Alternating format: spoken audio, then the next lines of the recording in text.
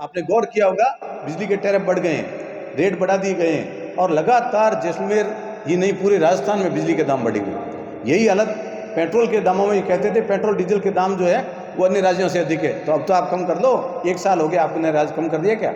और सबसे बड़ी बात यह है कि जो वेट लगाया गया है, जिस तरीके की GST लगाई गई है, वो हम जैसलमेर जैसे पशुपालक बाहुल्य जिले के जहाँ दुग्ध उत्पादन सबसे अधिक है, जहाँ दूध दही छाछ घी मक्खन होता है, वहाँ जो GST लगाया गया है हम इसका विरोध करते हैं। जो GST काउंसिल यहाँ होने जा रही है, हम चाहते हैं कि इस GST काउंसिल में सबसे पहला अगर कोई फैसला होना चाहिए तो वो ये होना चाहिए कि इस देश में भारत में अब तक कभी भी आटे दाल चावल नमक मिर्च मसाले पर और दूध के उत्पादन जो है, चाहे दूध हो दही हो छाछ हो मक्खन हो पनीर हो घी, उस पर GST नहीं लगता था। ये GST नहीं लगना चाहिए, ये भी हमारी मांग रहेगी। लेकिन हम जानते हैं संवेदनहीनता की वजह से ये सरकार कोई ऐसा फैसला लेने वाली नहीं है, ये जनता को राहत देने वाली नहीं है। ये सिर्फ नफरत बढ़ाने वाले लोग हैं, ये लोगों को लड़ाने वाले लोग हैं, चाहे धर्म के नाम पे लड़ाएं चाहे और कोई नाम से लड़ाएं, ये लड़ाने वाले लोग हैं। असफलता इनके चारों तरफ हो गई है और राज्य में और ज़िले में हालत ठीक नहीं है। आम जनता में भयंकर रोष और परेशानी है।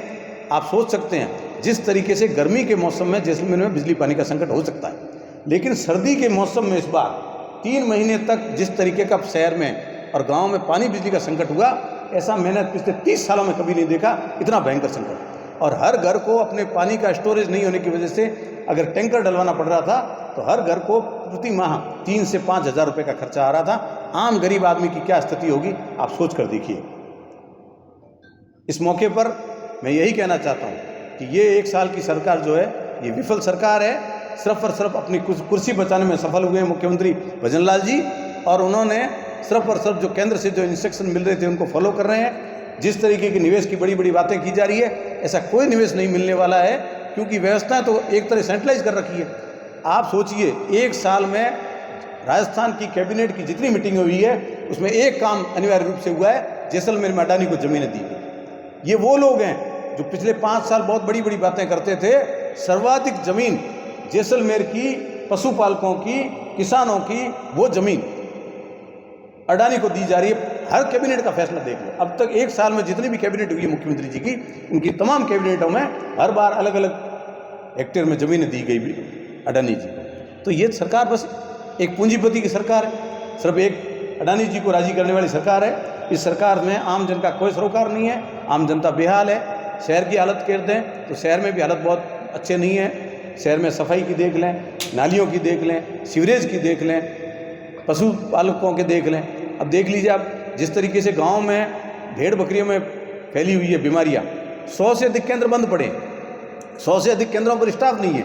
और जैसलमेर में जो उपनिदेशक बैठते हैं पशुपालन, उनके कार्यालय में 50% पद खाली। यही हालत ये हो गई है कि जैसलमेर हॉस्पिटल के अंदर आवारा कुत्ते घूम रहे हैं और उन कुत्तों को भी रोग हो रखा है, उनका मुंह और नाक कान सड़ा हुआ है, वहाँ से खून गिर रहा है, वो संक्रमित खून जगह जगह हॉस्पिटल के अंदर गिर रहा है। उनको कुत्तों को पकड़ना चाहिए, उनका इलाज होना चाहिए, नहीं तो नया कोई संक्रमण फैल जाएगा।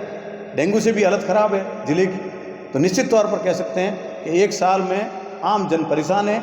इन परेशानियों को लेकर आम जनता से अगर आज बात की जाए तो जैसलमेर की जनता ये कहेगी कि हमारा तो पहले वाला राज ठीक था, कांग्रेस का राज ठीक था। बिजली की बात करें तो कांग्रेस के राज में सर्वाधिक GSS सैंक्शन हुए थे, उनको आगे बढ़ाना था। अगली सरकार का काम होता है एक्सीलेटर बढ़ाना और उस काम को आगे बढ़ाना।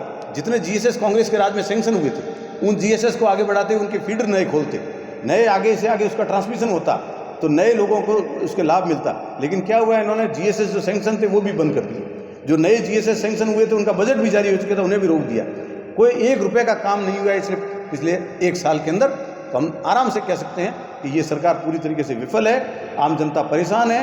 सोडान के पशुपालकों के बहुत बुरे हाल हैं। मैं अभी बात कर रहा था उन लोगों से सुबह, तो एक एक पशुपालक के 300, 400, 500 बकरियां और भेड़ें मर गई है। राज्य सरकार को जूं नहीं रहेंगी है। अभी प्रभारी मंत्री जी यहाँ आए थे, लेकिन प्रभारी मंत्री जी ने उन्हें कोई संतोषजनक उत्तर नहीं दिया, न कोई टीम भेजकर उन पशुपालकों के लिए, उन पशुओं के इलाज के लिए कोई प्रयास किया।